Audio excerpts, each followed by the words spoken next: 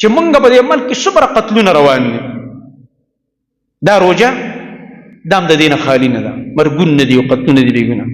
ابل ورځ زموږ د رشید ګړې کې دا کوم واقع راغله، ابل زموږ تعزیت لم ورغه بل بیګا دغه ماشوم بچي د هاشم په نوم باندې موبایل هم تی واخله د پاسه پر ډزم کوا، موټر سایکل هم د خلکو نه اخله د پاسه پر ډزم کوا، ګاډی هم د خلکو نه اخله د پاسه وجنم، په دکان ورځه شو کم پې کوا او چې هغه درته لږ کینه مه کوئ بیا پې دا سره موله. دا کوم حالت، دا کوم حالت. د الله نبي فرمایلو قیامت نه مخکې به قتلونه ډېر شي، په آخري زما د امت په آخري وخت کې چې قیامت نږدې شي، حرج به سیوا شي. صحابه فرمایي ومن حرج یا رسول الله، دا حرج لا څه شی دی؟ د الله نبي فرمایي دا قتلونه دي، قیامت ته نږدې به قتلونه ډېر شي. دې روجې ته وګوره، دې شپو ته وګوره، یو انسان د الله د مغفرت اسباب لټۍ لګیا دی او یو انسان لګیا دی د الله دشمنۍ ته ځان تیاروي.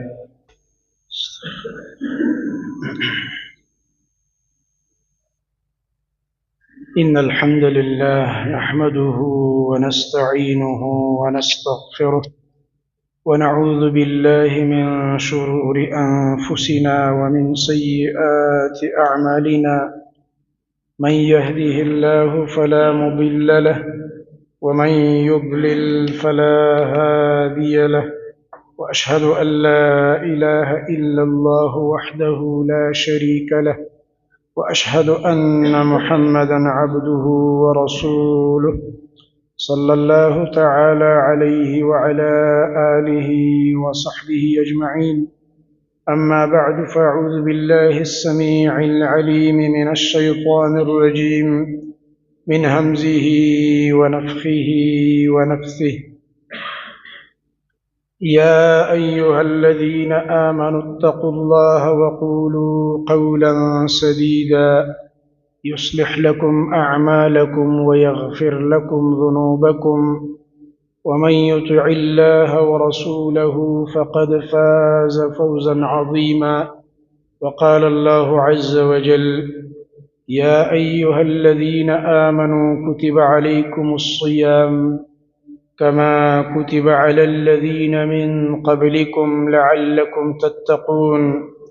وقال الله عز وجل شهر رمضان الذي أنزل فيه القرآن، د قرآن میاشت، د برکاتو میاشت، د الله رب العالمین د رحمتونو میاشت او د جهنم د اور نه د ازادۍ میاشت، د اختتام طرف ته روانه ده. آخري عشره شروع ده او په هغې کې آخري ورځې پاتې دي او آخري قیمتي شپې چې الله سبحانه وتعالی په دې شپو باندې قسم کړی دی، والفجر وليال عشر. امام ابن القیم رحمه الله فرمایي په زاد المعاد کې وایي بعضې علماو د دې لسو شپو تفسیر کړی دی په اولنو لسو ورځو د ذوالحجه باندې، خو دا تفسیر راجح نه دی بلکې کمزوری دی.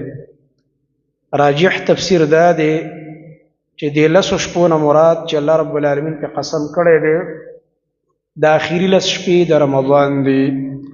اگر چې د ذوالحجې اولنۍ عشره هغه هم ډېره غوره ده، خو د هغې فضیلت د ورځو راځي. څومره احادیث چې ته ګوري یا په قرآن کې ګوري ایام معدودات او ایام معلومات ورته الله ویلي دي. د مینا ورځې، د حج ورځې، د حج چې په کوم ورځ شروع کېږي یوم الترویه، یوم ورځ یوم الترویه، ورپسې چې کوم ورځ ده یوم العرفه، ورپسې چې کوم ورځ ده یوم النحر د قربانۍ ورځ، ورپسې چې کوم ورځ دي ایام مینا د مینا ورځ یا ایام التشریق. نو ایام یوم ورځ ورځې ورځ ورځې، نو د ذوالحجې څه شی غوره دي؟ ورځې. چې په خبره پوه شي د قرآن آیتونو ته چې وګورې او احادیثو ته یا به ورځ راځي یا به ورځې راځي.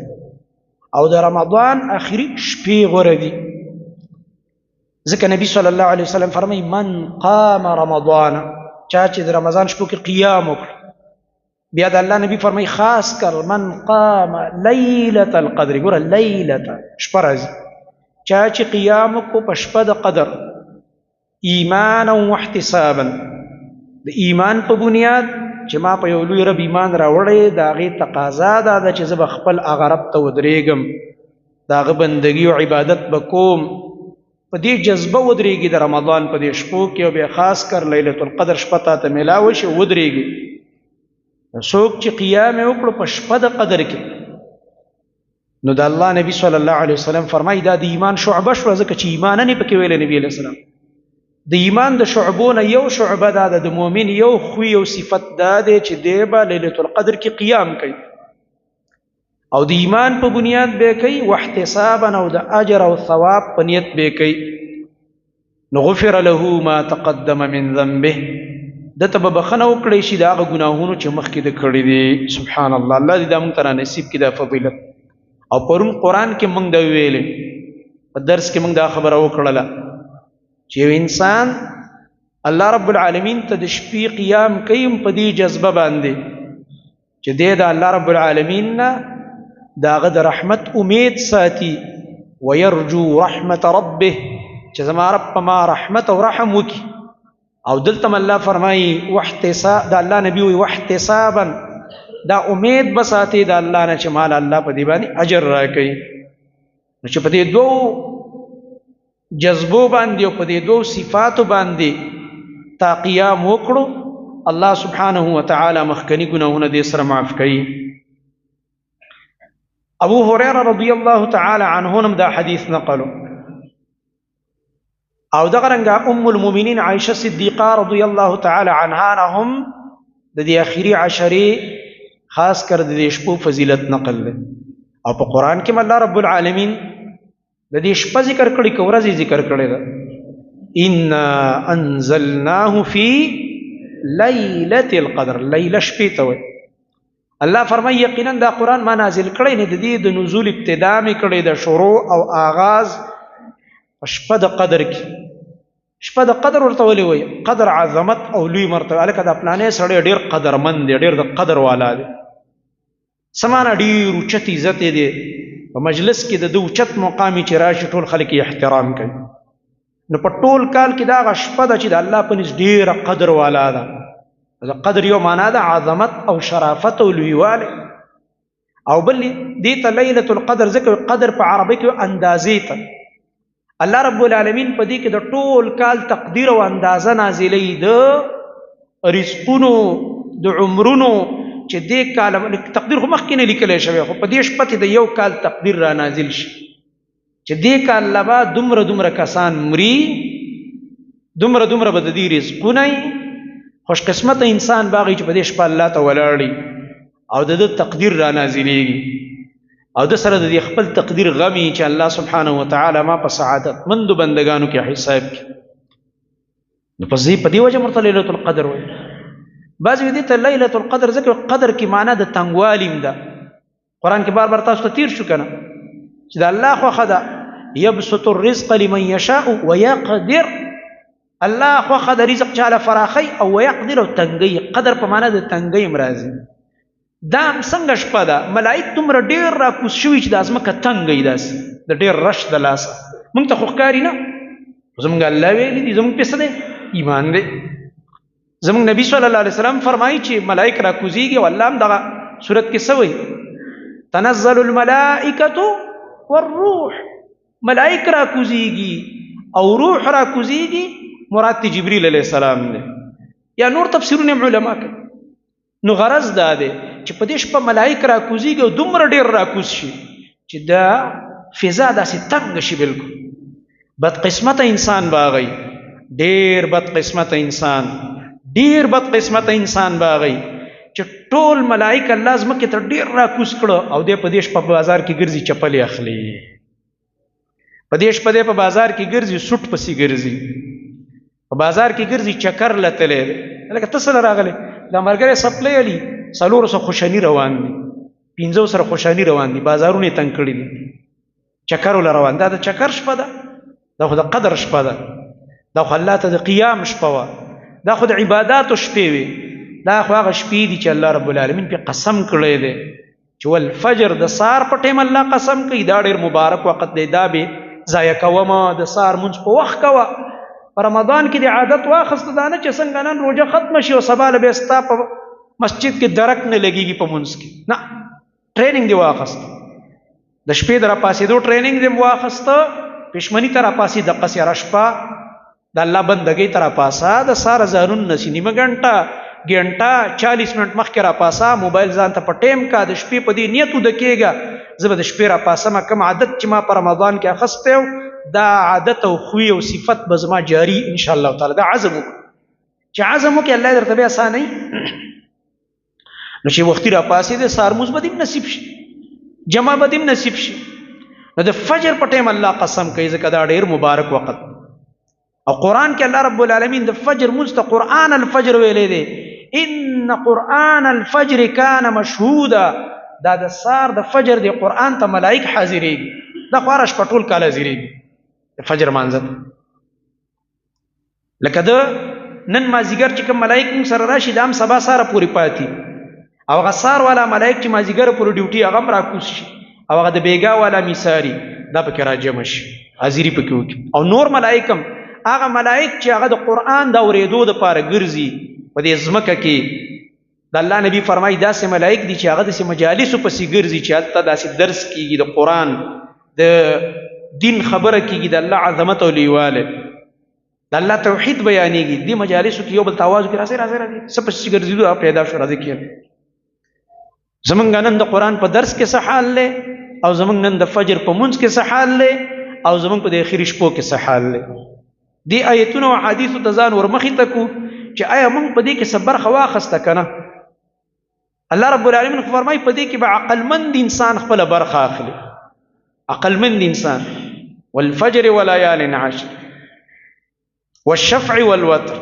والليل إذا يسر هل في ذلك قسم لذي حجر الله فرمایي په دې کې به حصه نه اخلي مګر عقلمند انسان په دې کې برخه ده د اجر او ثواب د عقلمند انسان په دې اوقاتو کې دا کوم چې په الله قسمونه کړي په دې صورت کې الله په خپل وی دا به یو عقلمند هوښیار نیکبخته انساني موږ چې ورته وایو هلکه بختور انسان دی بختور دا به په دې اوقاتو کې د الله بندګۍ ته حاضري او چې بدقسمته دی نعوذ بالله بدبخته دی نعوذ بالله محروم دی هغه په دې اوقاتو کې د الله بندګۍ ته نه حاضرېږي زما محترم ورونو دا عظیم شپې دي د الله د نبی صلی الله علیه وسلم په باره کې راځي چې اذا ام المؤمنین عائشه رضی الله عنها فرمایي اذا دخل العشر الاواخر من رمضان کله به چې اخري شپې د رمضان داخله شو د الله نبی صلی الله علیه وسلم بس کول احیا الليل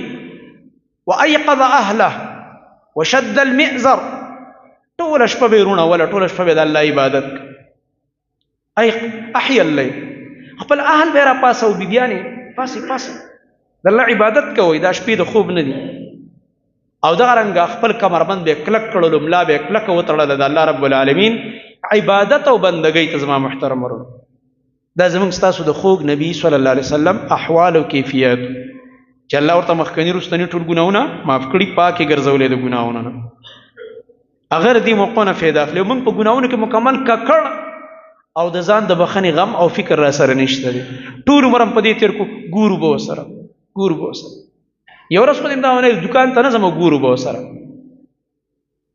کاروبار نه کوم ګورو به ورسره هغې له خو داسې تیز روانې او خو دنه نه میس کېږي د دنیا په باب کې ورته ونه چې ګورو به صرف دین په باره کې موږ او تاسو دې ته تکړه چې ګورو به ورسره که د قبر خبر وشي ګورو به ورسره که د آخرت خبره کېږي ګورو به ورسره که د الله مخې ته هلکه ورتلل دي ګورو به ورسره بیا الله دې خیر وکړي ګورو به ورسره داسې یو ورځ د خپل کاروبار باره کې مو وایه که نه یو هفته مزه یو میاشت چوټي وکړه ګورو به ورسره الله به خیر کړي الله به خیر کړي د رزق وعده یې کړې ده د رزق وعده خو یې کړې خو اسباب خو به وله لټې که نه اسباب به اختیارې نو هغه وعده کړې ده بالکل داسې آخرت هم دا وایه چې الله به خیر کړي خو اسباب خو لټوه که نه الله به خیر کړي خو خیر به هله کړي چې تا خو ځان سره څه وړي که نه چې تا څه وړي نه دي خیر د کوم ځای نه راشي ما او تا د رحمت اسباب وړي نه دي نو د رحمت به د الله څنګه موږ ته متوجه کېږي ما او تا د بخښنې او د مغفرت اسباب ځان سره وړي نه دي، نو بخښنه په کم ځای راشي؟ دې پر خو اسباب دي.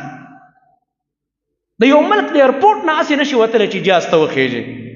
د الله دا جنت داسې یو ټیل دی چې به د صدیقه به پکې وي ورننه به وځي؟ نه، پراسس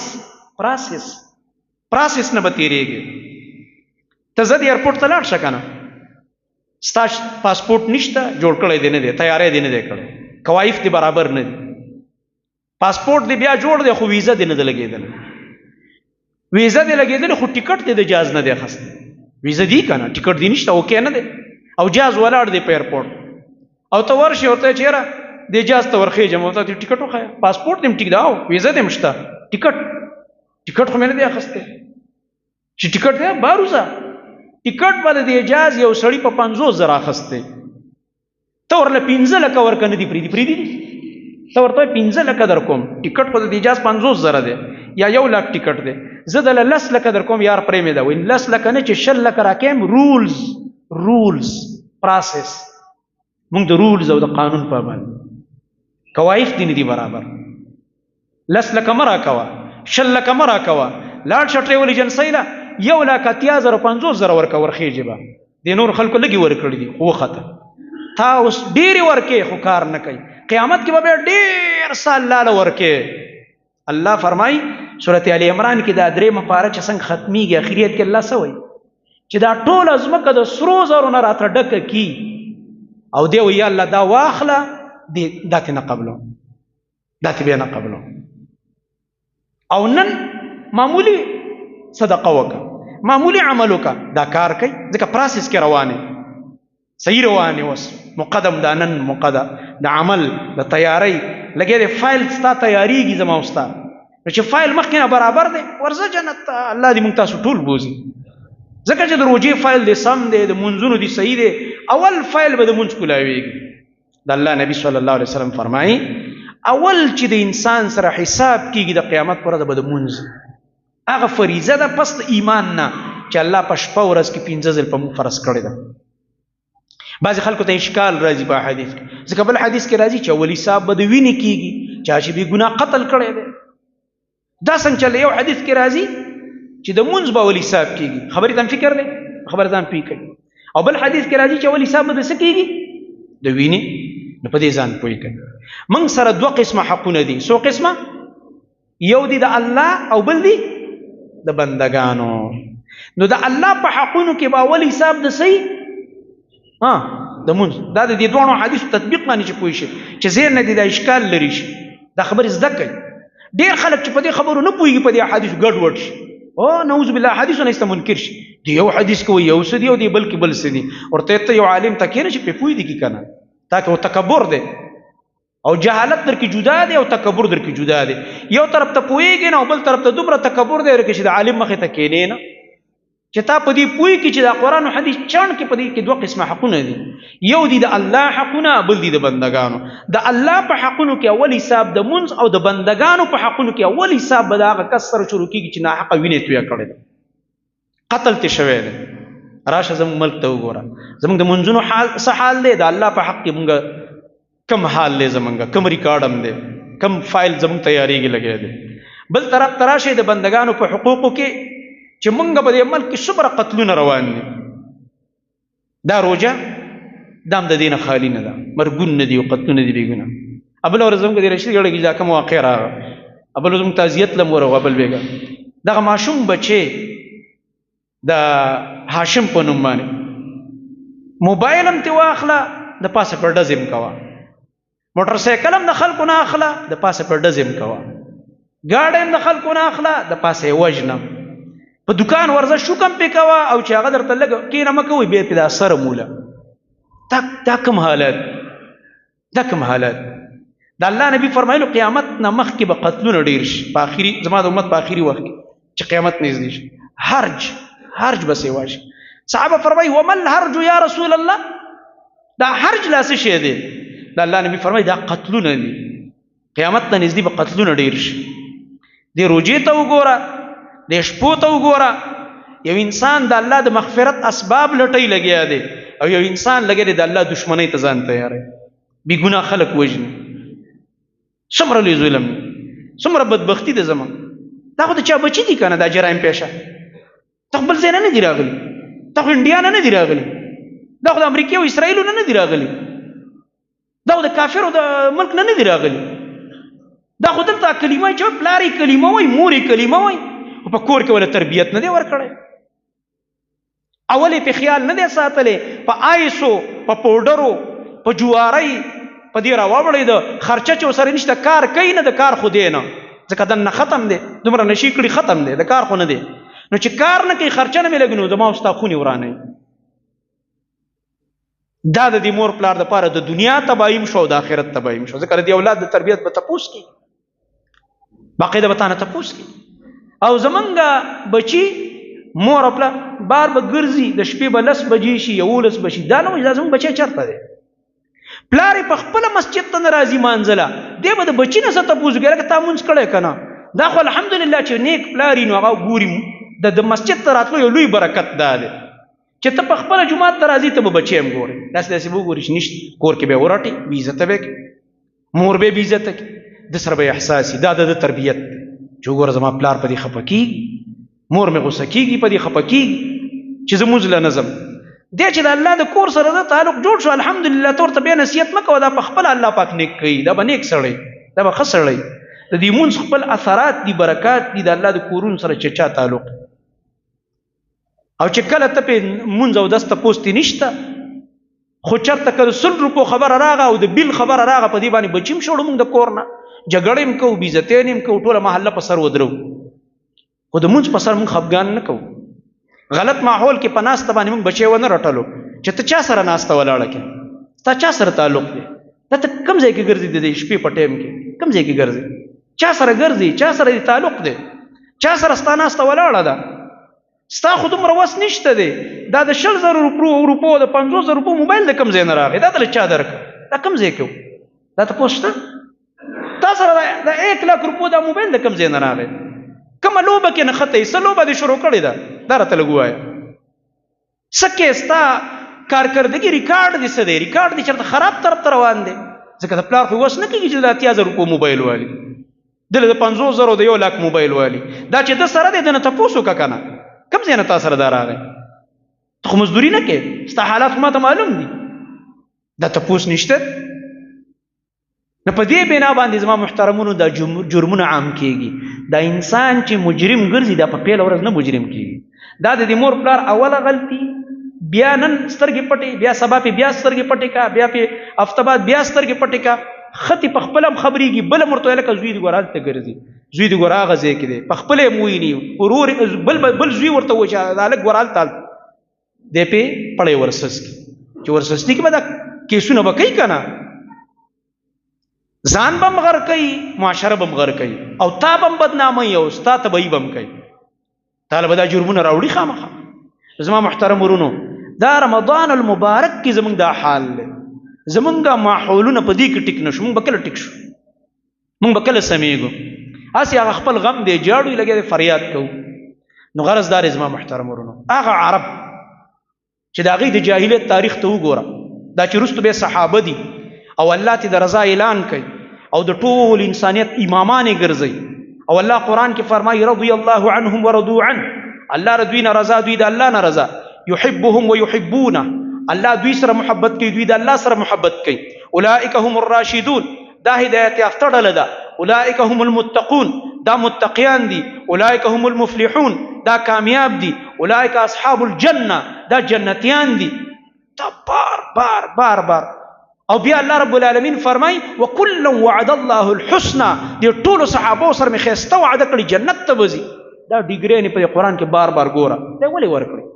د دې خلکو لږ مخکې تاریخ وګوره که نه، د دې عربو دا چې الله ورته دا ډیګرې نه د جنت ورکوي، تقوا او هدایت په دوی کې دی. او دا او بل ځای کې الله فرمایي فإن آمنوا بمثل ما آمنتم به فقد اهتدوا، که دې نورو خلکو د دنیا داسې ایمان راوړی صحابو لکه تاسو چې راوړی دی، هله به دوی په هدایت روانېږي، که نه په هدایت نشي روانېدلی. د صحابو ایمان معیار وګرځو. عمده خلک ډاکوانو، عمده خلک قاتلانو، عمده خلک شرابونو څکلو والا وو، عمده خلک زناګانو بدکارو کې واقع وو، عمده خلک خپلې لوڼه به یې ژوندۍ ښخولې، عمده خلک وو چې هر قسم ظلم ته ګوري دا په دې کې موجود وو. خو دا څه سیس تربیت ورکو دوی له داسې چې نارینه او زنانه لا څه کوي ماشومانې داسې حد ته ورسېده چې د هغې تاریخ ګورې حیران بشي چې عبدالرحمن بن عوف وایي دی ماشومان دي په قرآن تربیت شوي ماشومان. عبدالرحمن بن عوف وایي رضی الله عنه په بدر میدان کې ولاړ یم، مخامخ د مشرکانو صفونه دي، ابو جهل دی 1000 کسان یې موږ پسې راوستي او صحابه 313 دي، هغوی سره هر قسم وسایل دي، شرابونه او ډمې ځان سره راوستي چې مسلمانان کله قتل کو بیا به ډمې ګډو شرابونه بس کو، خانې راوستي دا به حلالېږي، د دې غوښې به باربیکیو به ترې جوړو او به ورته خورو، او مسلمانانو په قتل عام او په ختمېدو به جشن مناوه. په داسې یو زور او شور کې ابو جهل راغلی دی او دلته لږ غونې کسان، او په دې کې عبدالرحمن بن عوف وایي زه په دې سوچ کې یم او دا د بدر واقع درته ځکه وایم چې دا په دې رمضان کې شوی، روژه د روژه رمضان په 19 رمضان دی. عبدالرحمن بن عوف وایي زه په دې سوچ کې یم، نورو ملګرو ته چې ګورم نو هر چا سره ښي طرف ته او ګس طرف ته تکړه تکړه ملګري ولاړ دي، چې تکړه ملګري دي دواړو اړخونو ته ځکه یو حمله راځي نو زه دفاع خو به کوي که نه، دشمن به نه لږ تنبی. ما چې دې خوا وکتم وړوکی ماشوم را سره ولاړ دی، الله اکبر، دا د صحابو ماشومان چې دې خوا مې وکتم دې خوا ماشوم دی، سوچ کوم ځان سره چې دا به څه کېږي، دا خو جنګ دی، هغه وخت د لاس په لاس جنګ و، د لرې نه خو شي نه ورول نه چې په آرام ناست و څه بس خالي بټن یې وهه یا صرف ماشې له ګوتې وروړه، سخت جنګ و، مخامخ په مخامخ خبرې وې، یا به دې بل له کپره واله یا به یې تا له کپره واله. ما ویل دا ماشومان به ما سره دا خو ډېر لوی دغه سره امتحان سره مخامخ شو. زه لا په دې سوچ کې یم، دا یو ماشوم راته وایي یا عم عربۍ کې تره ته وایي کاکا، مال ولې بچیه څه وایي؟ وایي دا راته وایي هغه ابو جهل څوک دی، د مخامخ دغې دا د انصارو بچي وو د مدینې، دوی مکې والا نه وو نو دوی ابو جهل نه پېژانده، صرف یې اورېدلي وو چې د دې ظالم د لاسه زموږ نبي علیه السلام هجرت کړی دی، زموږ وطن ته راغلی دی او د خپل مکې نه یې راشړلی دی، او بیا دومره غټ بدماش دی چې نن ورپسې دلته هم راغی زموږ په نبي پسې. وایي ما ورته چې بچه ته په ابو جهل څه کې؟ وایي چې نه کاکا ما داسې اورېدلي دي چې دا زموږ د نبي ډېر لوی دشمن دی او زه خو نن د هغه په مرګ پسې راغلی یم. واه واه دومره اوچت پرواز یې دی د ماشومانو یې دا انداز، عام کسانو پسې نه په کمانډر پسې راغلي د مشرکانو ابو جهل پسې. وایي دله مې دا جواب نه دی ورکړی چې دا بل ماشوم راته دې خوا نه وایي یا عم تر کاکا، مال چې ولې بچیه ما ته هغه ابو جهل وښایه، زه هغه پسې راغلی یم، دا زه قتلو منن. الله اکبر. وایي زه حیران شوم، دا زړه مې خوشحاله شوم چې ما خو ویل که دا زما خواته واړه ماشومان ولاړ دا غټ زمري دي، دومره غټ همتونه دي چې دا ابو جهل تپوس کوي، د عام قسم نه کوي. ما ورته چې بچه تاسو په هغې څه کوئ؟ خو ډېر غټ سیکورټي د هغه سره، دا ټول لښکر هغه پسې ولاړ دی، او کمانډر دی، غټ بدماش دی، د مکې غټ سردار دی، تاسو د هغه تپوس څنګه کوئ؟ وایي چې نه نه موږ ته خالي خیر راوښایه، که داسې لږ ښکاره شي لرې نه راته وښایه چې هغه دی.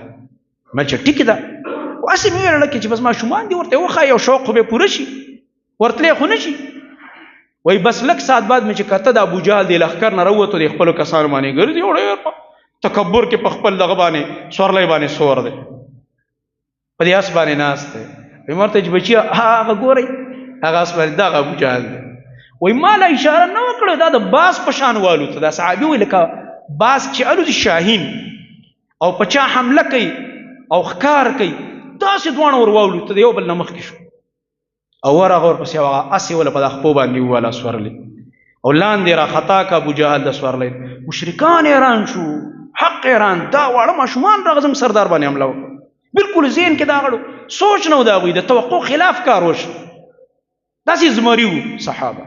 او چې کله لاندې را خطا شو د تورو شروع یې پرې وکړه، خرپ خرپ به د حرکت نه ویست، پرېوته یخ خو لا مړ نه دی، خو ختم خو یې که بس د کار یې ویست، صرف سای په مرۍ کې پاتې ده بس. دواړه راغه د الله نبي ته را منډې کړې، زیرې پې کوي. الله اکبر.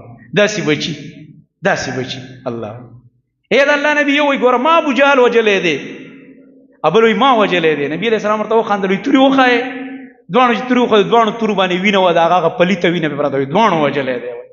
شاباش شاباش یې ورکړه. نو بیا پکې ساوا وروسته ورپسې عبدالله ابن مسعود ورغو او سر ته بیا هغه غوڅ کړو. دا هغه عبدالله ابن مسعود چې په مکه کې ډېر غریب صحابي و، ډېر کمزور و، وایي ظلمونه به کېده، ما به ورته داسې کتل مقابله به مې نه شوه کولی د دې ابو جهل او د مشرکانو د ظلمونو. نن الله وایي ما لم مقره که زما غوندې کمزوری صحابي خنجر ورپسې راویست او سر یې قلم کړ، د الله نبي له راوړو دا والی د الله نبي هغه وړو ماشومانو ختم کړی او بس صرف سا پکې پاتې و، دا واخله سر یې. د الله نبي فرمیل دا زما د امت فرعون الله نن ختم کړو، د خپل انجام سره مخامخ شي. دا مثال مې دې دپاره درته بیان کړو زما محترم ورونو چې د صحابو د بچو دا انداز دی، د هغوی د بچو دا تربیت دی، د جهاد میدانونو ته روان دي. موږ خپل بچی مسجد پورې رانوست، موږ خپل بچی 5 وخته مونځ ته حاضر نه کړ، موږ خپل بچی قرآن ته کېننولو. پاتې لا دا چې غټې غټې کارنامې به زموږ بچي وکړي. نو غرض دا دی زما محترم ورونو، په کار دا ده چې موږ لږ د خپل ژوند باندې سوچ وکړو، فکر وکړو. په دې رمضان المبارک کې خو کم از کم لږ غوندې ځان سره د خپل ځان ته متوجه شو، د خپل معاشرې، د خپل ځان اصلاح ته، د خپل اولاد اصلاح. دا معاشره زما او ستا د بچو نه جوړه ده، زما او ستا نه جوړه ده. خلک اکثر د معاشره خرابه ده، معاشره خرابه. معاشره څوک؟ زه معاشره یم او ته معاشره یم، ته سم شوې او زه سم شوم، ستا بچي تا سم کړه او زما بچي ما سم کړه، معاشره په خپله سمه شوه. دې معاشره کې چې دا څه کېږي دا خو بل څوک نه دي، دا زما او ستا بچي دي، زما او ستا ورونه دي، زما او ستا یا ګاونډي دی او یا رشته دار دی، بل څوک نه دی، اسمان نه څوک نه دي راغلي. نو چې کله د کورونو تربیت و د صحابو په دور کې ټوله معاشره سمه وه، هر طرف ته نیکي وه، هر طرف ته خوشحالیانې وې، هر طرف ته راحت و سکون. یا هغه صحابه مخکنی تاریخ چې وګوري په معمولی خبرو دشمنان، او یا هغه خلک ته جوړ شو چې قرآن کې الله رب العالمین فرمایي فاصبحتم بنعمته اخوانا، د الله په نعمت رونه رونه شوي تاسو، الله رونه رونه وګرځولی. کنی دینه مخکې تاسو څه وایي؟ الله فرمایي رایات دی کنه هغه حالت اذ کنتم اعداء، تاسو خو د یو بل دشمنان وای، د یو بل د وینو تږي وای. فالف بین قلوبکم، الله ستاسو په زړونو کې مینه محبت پیدا کړو. د دې خوږ نبی صلی الله علیه وسلم د تربیت د وجې نه، د دې قرآن کریم د تعلیماتو د وجې نه الله رب العالمین هغوی رونه رونه کړه. زما محترم ورونو، رمضان المبارک آخري لمحات، آخري شپې دي چې الله رب العالمین په قسم کړی دی. په کار ده چې زمونږ د الله په حقوقو کې هم موږ لږ ځان ته متوجه شو چې څومره کوتاهي ده چې دا ختمه شي، او د بندګانو په حقوقو کې چې موږ کومه کوتاهي کوو ورانه کېږي یا شوې ده، په دې باندې موږ غور وکړو. ډېر مسلمانان دي، ګاونډیان ته تنګ دي، ډېر مسلمانان دي رشته دار ته تنګ دي، صله رحمي نه کوي. ډېر داسې خلک شته د خپلو خپلوانو حقونه خوري لګیا دي، خوړلي دي او یا ورته اوس هم اراده ده چې خورم. پرون رپورټ دی د دیر د اپر دیر رپورټ هم کتلی پرون، د اپر دیر د میاشت د رمضان او اخري عشره خپل د ترزوی د 6 کالو ماشوم دې دپاره چې جیداد او ځمکې راته پاتې شي، الله اکبر، هغې حلال کړی دی، وجلی دی، په بورۍ کې اچولی د ماشوم هغه خپې او سر یو ځای له راغلي په بورۍ کې چې پروت دی، سر او خپې یو ځای کې. الله، دا کومه معاشره ده زموږ؟ او بیا هغه ذلې او هغه خلک چې دا د غرونو خلک په دیندارۍ یادې د خاص کر د دیر خلکو ډېر دیندار، اوس هم دینداره دي، او هلته داسې اثرات لاړه، هلته دومره حرص، دومره دنیا پرستی چې یو انسان دا کرکه ورکه شوه چې دا روژه ده، رمضان دی، او بیا بل څوک نه خپله وینه وژنم، خپل د تره بچی وژنم، صرف د دنیا د یو مفاد دپاره. او وړوکی بچی چې هغه باندې لا د الله حق نشته، الله تی قلم پورته کړی د الله نبی فرمایي چې 3 کسانو نه الله قلم پورته کړی، که ګناه تې ومشي نه لیکلی کېږي، قلم نه چلیږي د هغوی په ګناه. یو اوده انسان دی، خوب کې کومه ګناه تانه وشوه یا داسې ګډې وړې خبرې د خولې نه راوتې، ګناه نشته، که خوب دی. نو یو لیونی دی، مجنون، ځکه د عقل نشته، او مکلف هغه انسان چې د هغه عقل برابر وي، هغه عقل نشته غري. دې وجه نه دا لیوني چېړل هم نه وي په کار چې تا ته پته ده چې دی داسې کلمات د خولې نه راوباسي چې ځان هم ګناهګاره یو ما ورته چې موږ هم پې ګناهګار یو. داسې لیوني مه چېړئ زما محترم ورونه، ځکه دا ته لګوي نعوذ بالله د کفر دا ټکي د خولې نه راوباسي.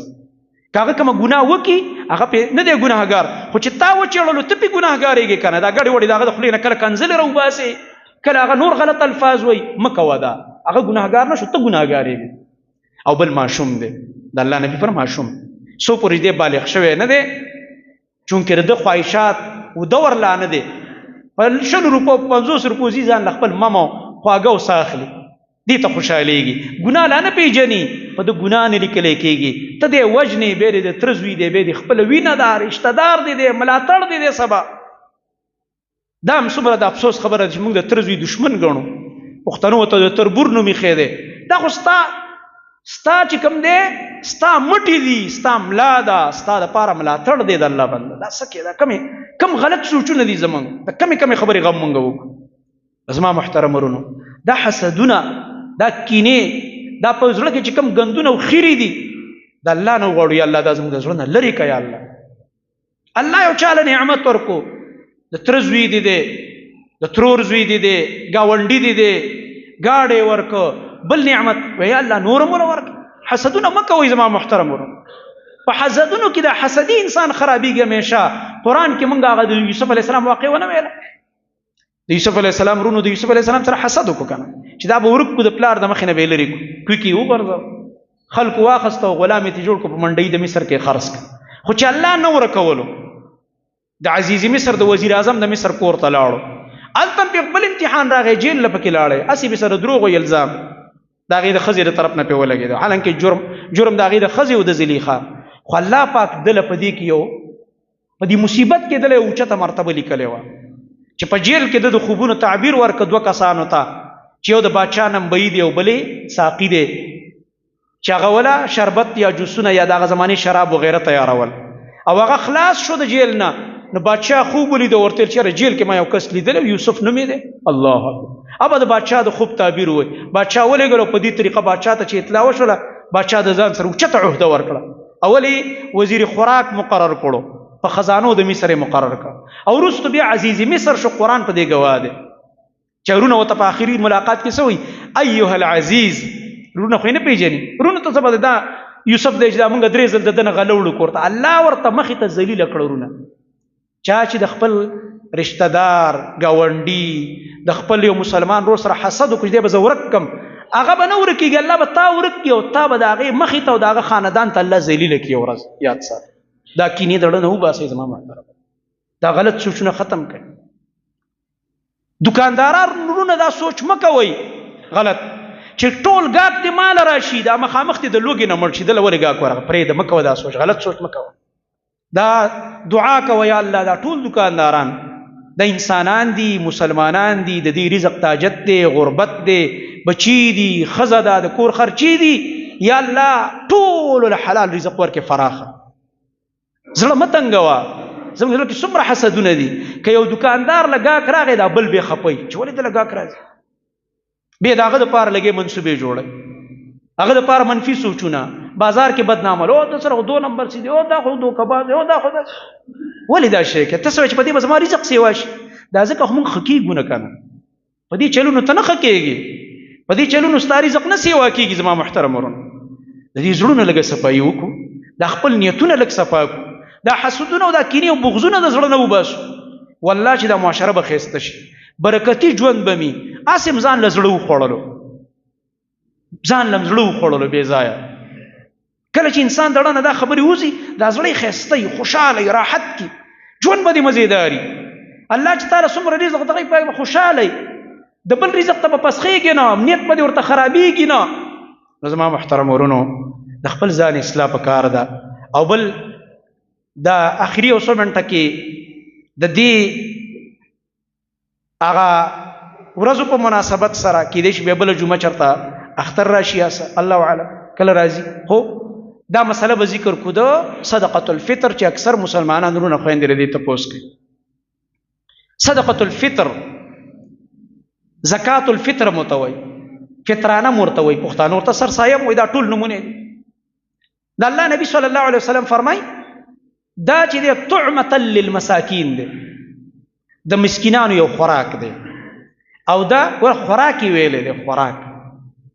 دی وجې نه په دې کې پیسې په حدیث کې نه دي راغلي، نو موږ د الله دین نشو بدلولی. صحابه کرام مبارک الله فرمایي وما بدلوا تبدیلا، دین یې نه دی بدل کړی. که څوک ځان په دې مطمئن کوي چې نقدي پیسې به د هغه سره خپل کار دی، زموږ سره کار نشته، خو موږ به د نبی علیه السلام حدیث ته ګورو چې طعمتن لفظ راغلی او په حدیث د عبد الله ابن عباس رضی الله عنهما، حدیث د عبد الله ابن عمر رضی الله تعالی عنهما، حدیث د ابو سعید خدری رضی الله تعالی عنه او نور صحابه چې څومره د فطرانی حدیث نقل کوي ټول کې خوراک خوراک خوراک راځي. کنه هغه زمانه کې پیسې سونا او چاندی و چې هغه ته به سویلی درهم او دینار. د الله نبی درهم دینار نوم نه دی اخست، خوراک ویلې دي. رسول الله صلی الله علیه وسلم فرمایي دا فطرانه چې دا به د وړو کې اختر په ورځ د اختر د مونځ نه مخکې مسکینانو ته رسول کېږي، محتاجو خلکو. ستا په خاندان کې شته کونډې رنډې شته، یتیمانان شته، داسې خلک شته چې انتهایي بېروزګاره دي، سخت غربت دی، ګاونډ کې به دي که په رشته دارو کې دي، نه په دې علاقه کې به دي وي، هغوی ته دا ورسوه. د الله نبي فرمایي د هر کس د طرف نه یو سواع فطرانه ده. بیا په هغه زمانه کې د الله نبي چې کوم نومونه اخیستي دي، د الله نبی فرمایي صاع من تمر، یا یو صاع کجوري ورکړه، او صاع من زبیب یا وسکي، او صاع من عقد یا د پنیر وغیره. دا هغه زمانې چې کوم خوراکونه. او دغه رنګه بل حدیث د ابو سعید خدری رضی الله عنه کې راځي او صاع من طعام، هر ځای کې چې کوم رایج طعام دی او خلکو ورته ډیر ضرورت دی او روزمره استعمالیږي او خرچه پای کې مسلسل روانه. دا بعضې څیز داسې کې روزمره خرچه کې حسابېږي، لکه زموږ دا وړه او وریجې، زموږ ملک کې وړه او وریجې استعمالي. دې کې یو صاع واخله. یو صاع څومره دی؟ اسان پښتو کې واوره، یو صاع 4 موده دی.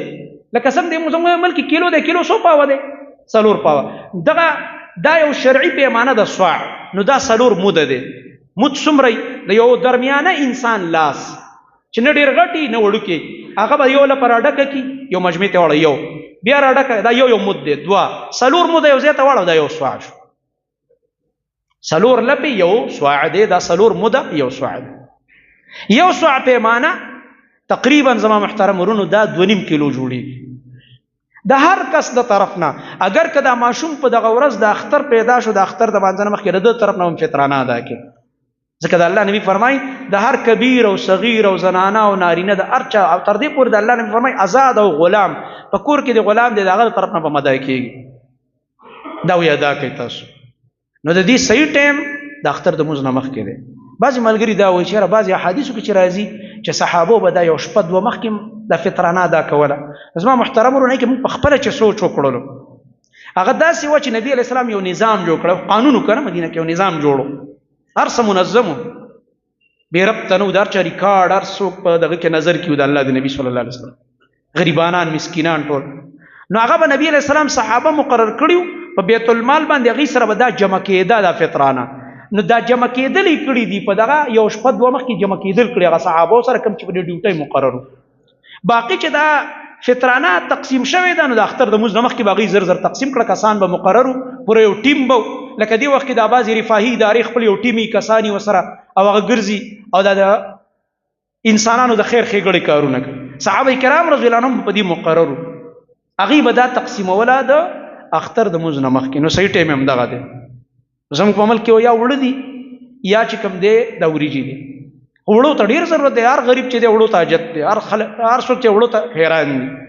نو په دې بنا باندې که موږ کجوري والو، نو په کجور باندې غریب سړی څه کوي؟ او که وسکي والو په هغې به دې څه کوي؟ ځکه د هغه روزمره خرچه اصل کې د وړو روانه، خوراکیان یې په کور کې ناستې دي. نو داسې یو څیز واخلئ د هر کس د طرف نه دغه 2.5 کیلو دا برابر کړئ، د خپل کور د افرادو تعداد معلوم کړئ او بیا یې د اختر په ورځ د مانځه نه مخکې ادا کړئ. الله رب العالمین دې موږ له د عمل کولو توفیق راکړي. اقول قولي هذا واستغفر الله لي ولكم ولسائر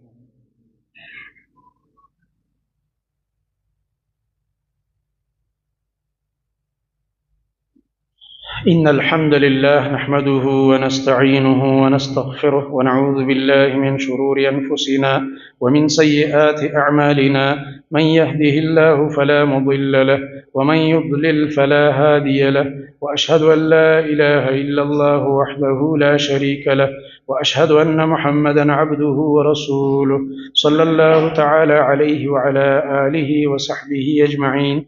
أما بعد، فأعوذ بالله السميع العليم من الشيطان الرجيم من همزه ونفخه ونفثه. بسم الله الرحمن الرحيم إنا أنزلناه في ليلة القدر وما أدراك ما ليلة القدر ليلة القدر خير من ألف شهر. دا یو ملګری وایي چې مونږه ناپوهي وه او په اهلحدیثو پسې او په دې علماو پسې مونږ ډېرې خبرې کړي په تاسو پسې.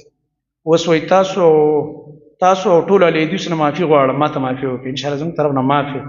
چې ډېر مرګي دا خطونه او چټونه رالېږي، څوک یې کله کمرې ته راوغورځوي، زموږ طرف نه معافي انشاءالله تعالی. هغه علامه احسان الله ظهیر صاحب ویل الله دې وبخي، الله دې ورسره موږ جنت کې ملګري کړي. هغه ویل وهابي بڑے خوش قسمت ہو، بڑے خوش قسمت ہے وهابیانو. یو طرف ته الله ښایسته عقیده درکړې، قرآن او حدیث منهج، بل طرف پسې خلک کنځلې کوي، د کنځلو بیل اجر ملاویږي. موږ په دې خفه کېږو نه، خو ضد نه دی پکار.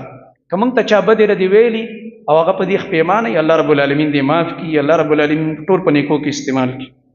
ښه نن د تراو انشاءالله ختم دی، ملګري که به وایي دعا کې شرکت کوي. یو ملګري دا لیکلی او د هوایي فایرنګ باره کې خبره وکړي. نو هوایي فایرنګ خو تاسو ته پته ده دا خو یو جرم دی، اسیم اخلاقي طور دا ښه کار نه دی، مالی طور یو اسراف دی د مال. او بل غټ جرم په دې کې نقصان دا دی چې دا ګولۍ په هوا کې باندې کېږي نه، خامخا د یو چا په سر راغورځېږي. او دا اختر په خلکو مه غم کوئ زما محترم ورونو، او اخترونه په دې فایرنګونو باندې مه راولئ.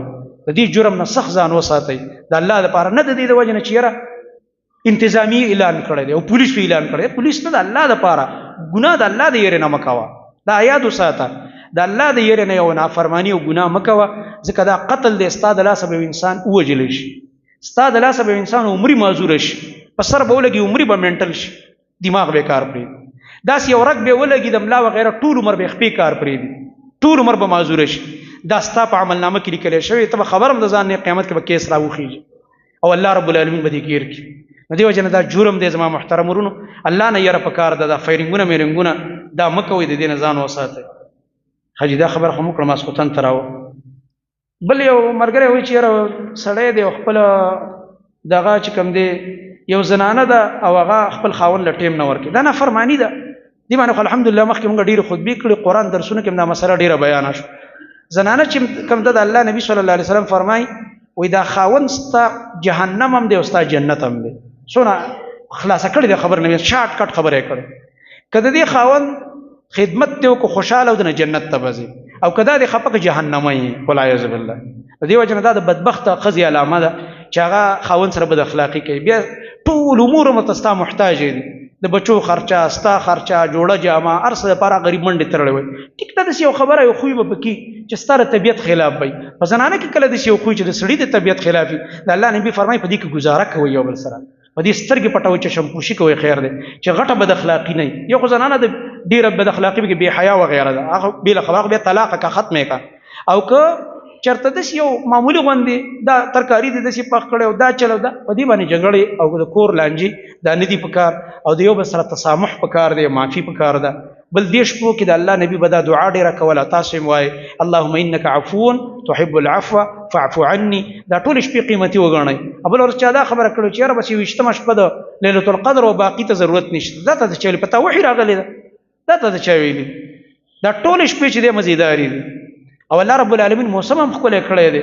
نو په دې ټولو شپو کې د الله بندګي او عبادت په کار دی. څه پته لګیا خو ورکه کړې ده الله په دې اخري عشره کې د الله نبي تاسو ورپسې ګرځئ، تحروا تلاشي کوئ او په دې کې د الله عبادت او بندګي وکړئ. یو شپه د 1000 میاشتو د عبادت نه غوره ده. الله دې موږ له د عمل توفیق راکړي، صفونه برابر کړي.